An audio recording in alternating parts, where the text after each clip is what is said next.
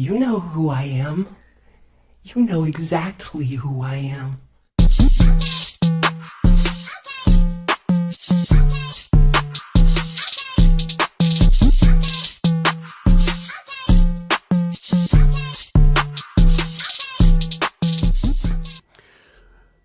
Alright, what's up YouTube? This your boy Ben 10. I'm back again with another one. I'm trying to knock out as many as I can. I know I've been slipping. My bad. But this one right here is gonna be on basslines.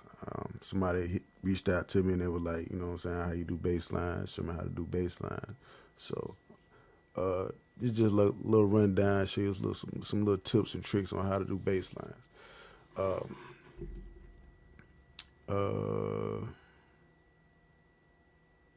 Let's go ahead and get into it. A little brain fart there for a minute, but I'm back. Let's take it down to track 3.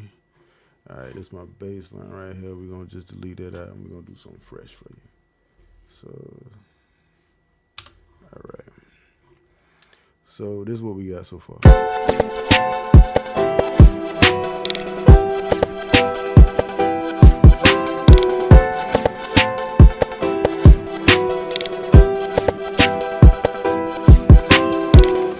Okay, so the melody on this track is just pretty much basic and simple. It's pretty much all in the same key with a couple variations. So it sounds like it's a whole lot of chords and a whole lot of different keys and scales or whatever, but reality it's just pretty much the same chords. I'm just varying the chords.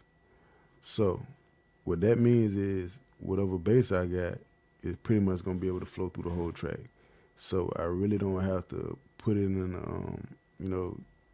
different key scales or whatever, I could just leave it basic and simple. So all we're gonna do is, when in doubt, just put it on all your kicks. So that's what we're gonna do. Just gonna put it on all the kicks. For the people that's rookies and really don't know anything about bass lines, just put it on your kick.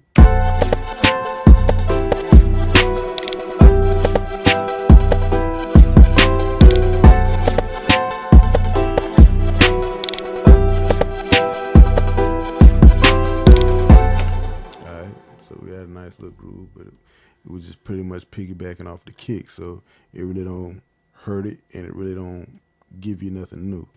So take that out, and this time all we're gonna do is just give it a little variation. That way it'll give you a groove as well as accommodate your melody, you know what I'm saying? So we're gonna skip this one. We're gonna put one here, we'll put one here, and then we'll put one there. And we'll, matter of fact, I'm gonna delete this one. And we're gonna groove it like this.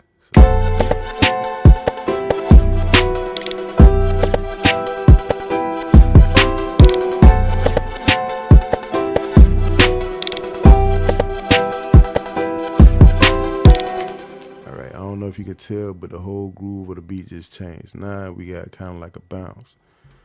So we'll put another one here, and we can move this one down here. Let's see what we got now.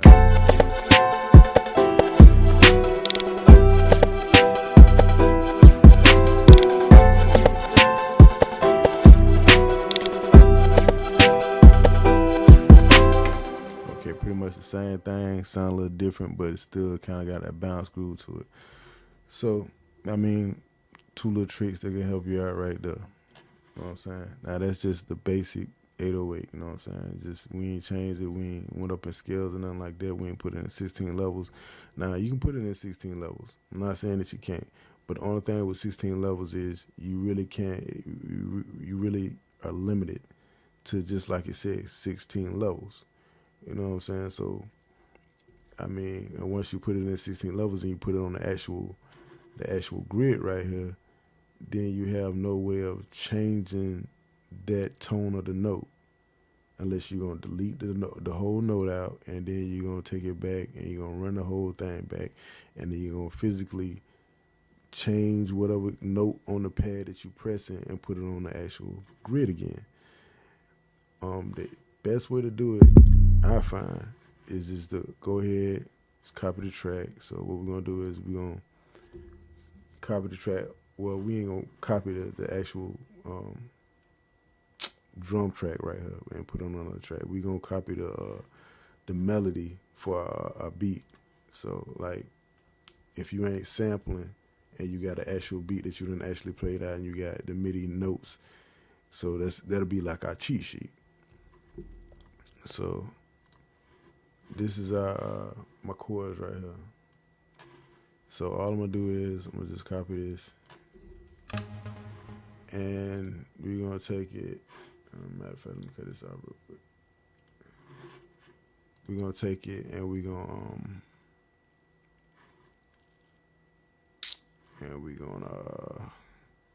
copy the track over to track 4. All right.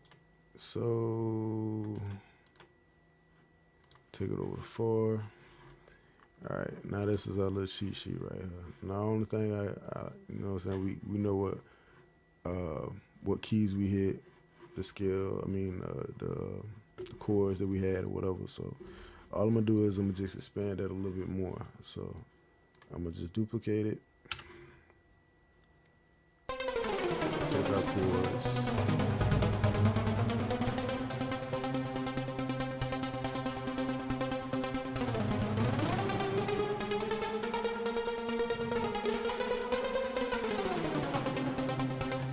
I'm gonna just do it like that. Okay. The reason why I did it like that is so, you know what I'm saying, we know exactly where we can put our kick or our 808.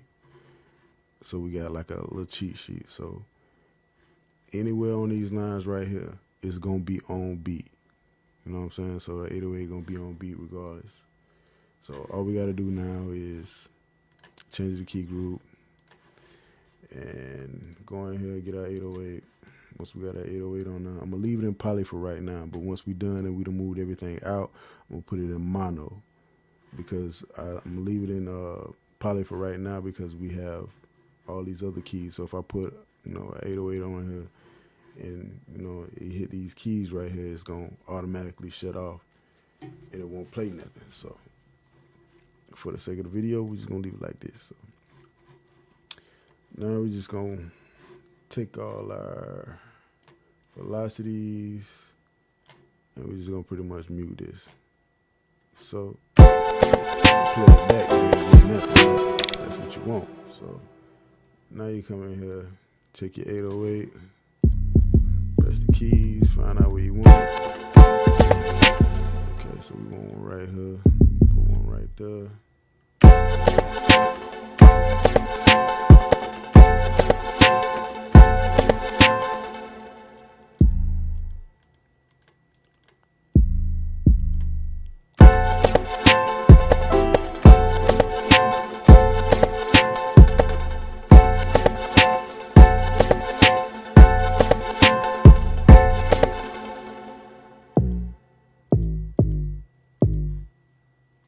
I'm just playing around, see what I can come up with.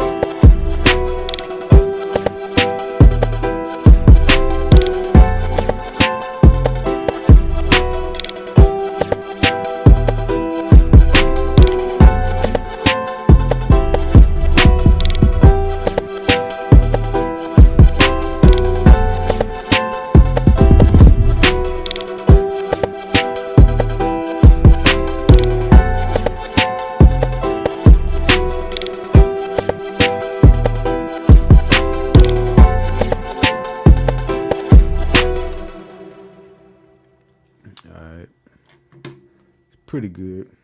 And I'll probably mess with it a little bit more, but for the sake of the time of the video, it's all right. And then all you gotta do is just delete, go down here at the bottom, delete your muted keys, and then you got your bass line.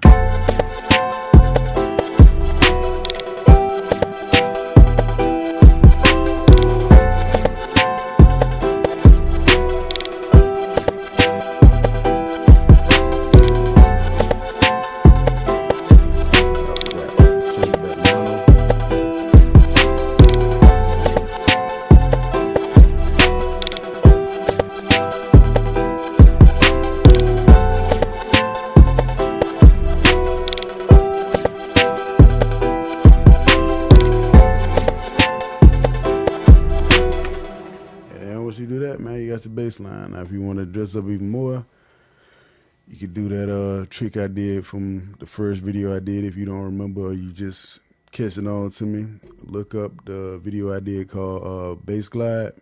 I got a new creative way where you actually do it inside the MPC software using the LFO, and you do your bass glide on them, and you come up with something even totally more spectacular, and you know, it's just the sky's the limit from there. You know what I'm saying? But that's how I would do it. You know what I'm saying? I would use my